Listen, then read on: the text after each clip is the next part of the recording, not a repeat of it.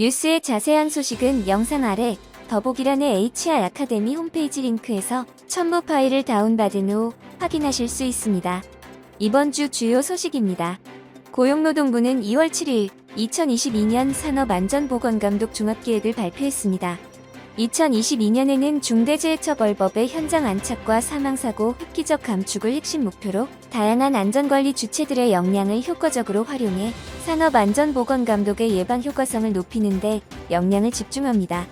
주요 내용으로는 중대재해처벌법 적용 고위험 사업장 특별관리입니다. 중대재해처벌법 적용 사업장 중 중대재해 발생 위험이 높은 사업장을 지방노동관서, 산업안전보건공단, 민간재해예방기관이 유기적으로 협업하여 집중 관리합니다. 이 과정에서 안전관리가 불량한 사업장이 발견될 경우 무관용 원칙에 따른 엄정한 감독을 실시합니다. 다음은 사망사고 핵심 위험 요인 집중 감독입니다. 소규모 사업장 3대 안전조치 준수 여부를 집중 점검하는 현장 점검의 날을 지속 추진하고 현장 이행력도 강화합니다. 점검 대상은 50인 미만 건설 및 제조업 위주에서 위험이 높은 100인 미만 건설 및 제조업, 기타 고위험 업종까지 확대합니다.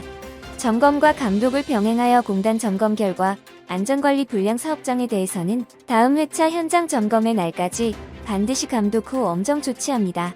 이번 종합계획의 주요 골자는 본사, 원청 중심 예방감독 강화를 통해 현장의 안전관리 취약 요인을 근원적으로 개선하는 것입니다. 사망사고 다발 기업 대상으로 재해 발생 현장은 물론 해당 기업의 유사 및 동종 현장에서도 사망사고가 재발할 수 없게 만드는데 감독 역량을 집중합니다. 사내 하청 재해가 빈번히 발생하는 원청을 중심으로 원청이 하청 근로자에 대해 충분한 안전조치를 했는지 여부를 집중 감독합니다. 국내 신종 코로나 바이러스 감염증 확진자 수가 폭증하면서 산업계에도 비상이 걸렸습니다. 7일 업계에 따르면 삼성전자 반도체 부문 내 코로나 감염자 수는 지난달 중순까지만 해도 하루 한 자릿수였으나 최근에는 수십 명씩 나오는 것으로 전해졌습니다. 삼성전자는 현재 재택근무 30% 실시, 사적 모임 및 법인카드 사용 자제, 사업장 간 셔틀 운행 중단 등의 조처를 시행 중입니다.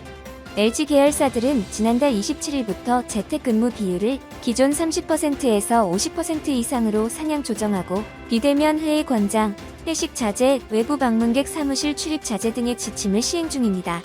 현대차는 올해 초부터 필수 인원을 제외하고는 전원 재택근무를 하고 있습니다. 현대차도 비대면 교육회의, 출장 제한, 업무외 활동 금지 등 강화된 방역 지침을 세우고 한 달에 한두 차례씩 임직원들에게 지침을 환기하고 있습니다. SK텔레콤도 2020년부터 재택근무를 시행 중이며 워크프로 매니웨어를 기조로 구성원들이 각자 안전한 환경에서 근무하는 원칙을 세우고 시행 중입니다. 기업들은 전파력이 강한 오미크론 변이가 생산 현장에도 확산되지 않을까 노심초사하는 분위기로 재택, 원격 근무 확대, 사업장 간 셔틀 운행 중단, 시차 출퇴근제 시행, 자가진단 키트 배부 등의 조치를 하며 방역에 고삐를 쥐고 있습니다. 업무 자동화 솔루션 RPA를 도입한 국내 기업들이 평균적으로 매달 6천만 원의 인건비를 절약하고 있는 것으로 나타났습니다. 업무 자동화 솔루션을 도입한 기업의 30%는 앞으로 신규 채용 규모를 줄일 것이라고 답했습니다. RPA는 사람이 처리해야 하는 반복적이고 규칙적인 업무를 로봇 소프트웨어를 통해 자동화하는 것을 말합니다. 직장인 설문조사 솔루션 리멤버 서베이가 지난 3일 국내 기업 379개사의 인사, IT 의사결정권자들을 대상으로 한 RPA 조사에 따르면 이미 RPA를 도입했다는 기업은 전체의 27%이며 연내 RPA를 도입할 것이라는 기업은 25%에 달했습니다. 응답 기업의 33%는 업무 처리 속도 향상을 바탕으로 한 업무 생산성 강화, 25%는 업무 자동화를 바탕으로 한 비용 절감 효과가 기대된다고 답했습니다. 업무 자동화 솔루션 도입 기업 중 인건비를 절감 중이라고 답한 기업들의 평균값을 조사한 결과 매달 평균 6천만 원을 절감하고 있는 것으로 나타났고 도입 기업의 30%는 RPA 도입 이후 신규 채용 규모를 줄일 것이라고 답했습니다. 업무 자동화 솔루션이 신규 인력 채용에 일정 부분 유의미한 영향을 주고 있는 것으로 해석됩니다. 다음 소식은 정부 부처, 지자체 및 공공기관의 정책 지원 관련 소식입니다. 고용노동부가 미래 노동시장의 수요와 공급을 예측하고 전망치를 제시하는 2020에서 2030 중장기 인력 수급 전망을 발표했습니다. 공급면에서는 2030년까지 고령화의 영향으로 생산 가능 인구 증가폭이 크게 둔화될 것으로 보았습니다. 또한 청년층 비중이 낮아지고 장년층 이상 비중이 크게 높아질 것으로 전망했습니다. 인력 공급의 제약으로 세부 연령대별 경제활동 참가율은 상승하지만 인구 고령화로 15세 이상 전체 경제활동 참가율은 하락할 전망입니다. 수요 측면에서는 15세 이상 취업자는 2030년까지 98만 명 증가하지만 고령화와 산업구조 변화 등의 영향으로 2025년을 정점으로 감소세로 전환될 것이라 예상하였습니다. 서비스업 중심으로 취업자는 증가세를 지속할 것으로 바라봤고 반면에 제조업은 디지털 전환 관련 기술 및 소재 업종은 증가하지만 자동차, 섬유, 1차 금속 등을 중심으로 감소할 것으로 전망하였습니다. 향후 노동시장은 인구구조 변화, 디지털 전환 등으로 종전에 없던 공급 제약과 고용구조의 급속한 재편이 예상된다고 말하였습니다. 적극적인 노동시장 정책을 통해 공급 제약을 극복하는 한편 노동이동 지원 체계를 마련하고 사회안전망 강화 및 인적자본 양성 등 일자리를 둘러싼 환경 변화에 대응하기 위해 정책 역량을 집중할 필요가 있다고 보았습니다. 다음은 채용, 임금, 노사 관련 소식입니다. 세계 최대 전자상거래 업체 아마존이 구인난에 사무직 직원의 기본급 상한선을 35만 달러로 올리기로 결정했습니다. 이는 한화로 약 4억 1,890만 원에 해당합니다. 경제매체 CNBC는 현지 시간으로 7일 아마존이 모든 사무직 직원의 기본급 상한을 종전의 16만 달러에서 35만 달러로 2배 이상 상향 조정한다는 내용을 보도했습니다. 아마존은 지난 한 해 특히 고용시장의 경쟁이 치열했다며 다양한 옵션을 철저히 분석하고 사업의 여건, 최고 인재를 유치하고 보유할 경쟁력을 유지할 필요성을 따져본 결과 보상 수준을 평년보다 의미 있을 정도로 크게 늘리기로 결정했다고 밝혔습니다. 또 아마존은 기본급 외에도 전 세계적으로 대부분의 직종에 대해 전반적 급여의 범위를 상향 조정하기로 했습니다.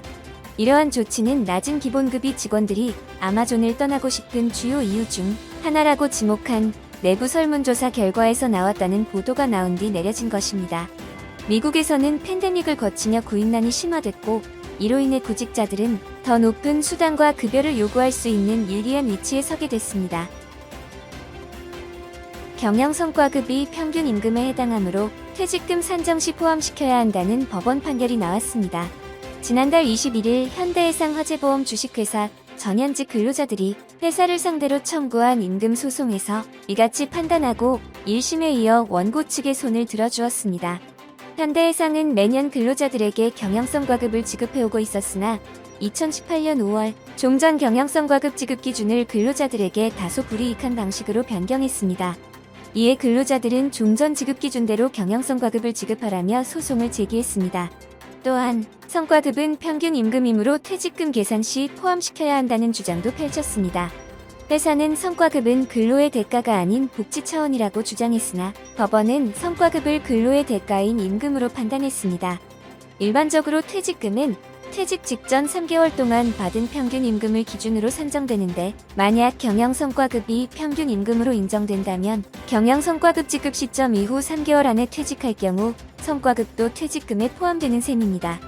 근로자들은 추가적으로 경영성과급 지급 기준이 취업 규칙에 해당하므로 근로자들의 동의 없이 지급 기준을 불리하게 변경하는 것은 무효라고도 주장했습니다. 또 성과급 삭감 시 노조와 합의한다는 노동관행이 있는데 이를 위반했다고도 주장했습니다. 하지만 재판부는 경영성과급 지급 기준은 지속적인 적용을 전제로 하지 않아 취업 규칙으로 보기 어렵다고 일축했습니다. 또 단기 순이익에 연동되어 지급되는 경영성과급의 특성상 지급률이나 지급 액수에 대한 노동 관행은 인정되지 않고 회사에게 재량이 인정된다고 지적했습니다. 그간 같은 이슈로 삼성전자, SK하이닉스, LG디스플레이, 삼성디스플레이, 삼성카드 등 주요 기업들도 대법원에서 소송이 진행 중인 상황으로 이번 판결이 어떤 영향을 미칠지 귀추가 주목되고 있습니다. 근로시간 면제제도 한도 설정을 놓고 3일 단판을 벌인 경영계와 노동계가 여전히 간극을 좁히지 못하면서 심의가 9일로 연기됐습니다. 대통령 직속 사회적 대화기구인 경제사회노동위원회 산하 근로시간 면제 심의위원회는 17차 전원회의를 열고 근로시간 면제 한도에 대한 심의를 벌였지만 노사 입장차로 의결하지 못했다고 밝혔습니다. 지난해 11월 30일 근면위는 경사노위로부터 근로시간 면제 한도에 대한 심의를 요청받았습니다. 경사노위가 심의를 요청하면 근로자위원, 사용자위원, 공익위원 각각 5인으로 구성된 근면위는 심의를 거쳐 60일 안에 의결해야 합니다. 근로시간 면제 제도는 근로자 대표의 조합활동 또는 노동관계법상 대표활동을 위한 시간을 임금 손실 없이 근로시간으로 인정해주는 타임오프 제도를 말합니다. 노조 전임자가 급여를 받으면서 노조 활동을 할 수 있는 시간을 제한하는 것입니다. 근로시간 면제 한도가 확대되면 월급을 받으면서 노조 일을 할 수 있는 조합원 규모가 넓어지게 되는데 이런 이유 등으로 노동계는 확대를, 경영계는 축소를 요구하고 있는 상황입니다. 다음은 글로벌 HR, 노무 법률 관련 소식입니다. 대법원은 업무용 노트북의 자료를 백업 없이 포맷한 후 인수인계도 하지 않은 채 퇴사했다가 업무방해 혐의로 기소된 A씨 등 3명에 대한 업무방해 유죄를 인정했습니다. 비사에서 비교적 높은 직책을 맡고 있었던 A씨 등 3명은 대표이사에 대한 불만으로 퇴사 전 다른 사람들과 공모하여 동종업체를 설립하여 운영했습니다. 또한 매월 비사의 공용 폴더의 자료를 백업하도록 한 비사의 방침에도 불구하고 퇴사 전 약 3개월간 이를 행하지 않았습니다. 또 이들은 퇴사 직전 사용하던 노트북 컴퓨터의 드라이브를 포맷한 후 인수인계 없이 퇴사했으며 3명의 업무용 노트북 컴퓨터에는 비사의 개발 업무, 거래처와 자재 구매 등에 관한 자료가 들어있었습니다. 비사 대표이사는 A씨 등 3명의 행위로 인하여 업무 현황 파악 등의 어려움이 있었다고 진술했습니다. 대법원은 위와 같은 행위는 업무방해죄의 위력에 해당하고 그로 인하여 피해 회사의 경영 업무가 방해되었거나 방해될 위험이 발생하였다고 판단되며 피고인들에게는 적어도 미필적으로는 업무방해의 범위도 있었다고 판시했습니다.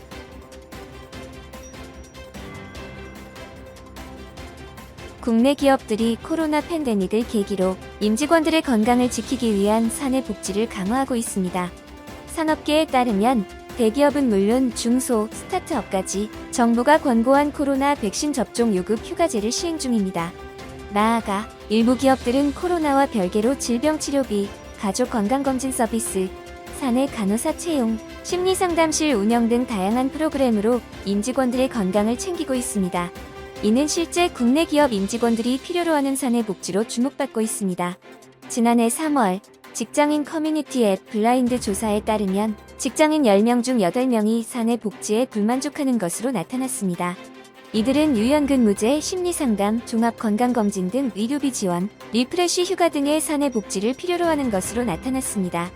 게임업계 넥슨을 비롯한 여러 기업들은 임직원들에게 이상 반응 발생 여부와 관계없이 백신 접종 당일과 그 다음 날까지 최소 이틀 동안 유급휴가를 보장하고 있습니다. 배달의 민족을 포함한 배달업 관련 업체들은 배달원들의 백신 접종을 독려하기 위한 휴식 지원비 제공, 백신 접종 지원금 제도 도입, 확진자 또는 자가격리 대상자를 위한 생계 유지 지원금 제도를 마련해 운영하고 있습니다. 파견 노동자를 2년 넘게 고용한 사업주가 별 다른 사정이 없는데도 해당 노동자를 기간제로 다시 고용하는 것은 위법하다는 대법원의 판단이 나왔습니다. TJB 대전방송에서 파견 노동자로 4년, 기간제 노동자로 2년을 근무하고 일자리를 잃은 A씨는 소송을 냈습니다. 그는 법정에서 근로계약 갱신에 대한 정당한 기대권이 존재한다고 주장했습니다. 계약 갱신이 거절된 무렵 자신과 비슷한 형태로 일하던 노동자가 대부분 무기계약직으로 전환됐다는 것이 근거였습니다. 1심은 사측이 기간제 및 단시간 근로자 보호 등에 관한 법률을 우회해 고용했다는 점을 보아 A씨의 손을 들었습니다. 반면 2심은 사측의 계약갱신 거절이 정당하다고 판단을 뒤집었습니다. 문제의 근로계약이 단지 형식적인 것에 그치는 것이 아니고 A씨와 사측 사이에 일정 요건이 충족되면 근로계약이 갱신될 것이라는 신뢰관계가 형성되어 있었다고 볼 수 없다는 이유에서였습니다. A씨는 이 판결에 불복해 대법원에 상고했습니다. 이번 주 주간 인사 노무 뉴스는 여기까지입니다. 다음 주도 유익한 소식으로 찾아뵙겠습니다. 감사합니다.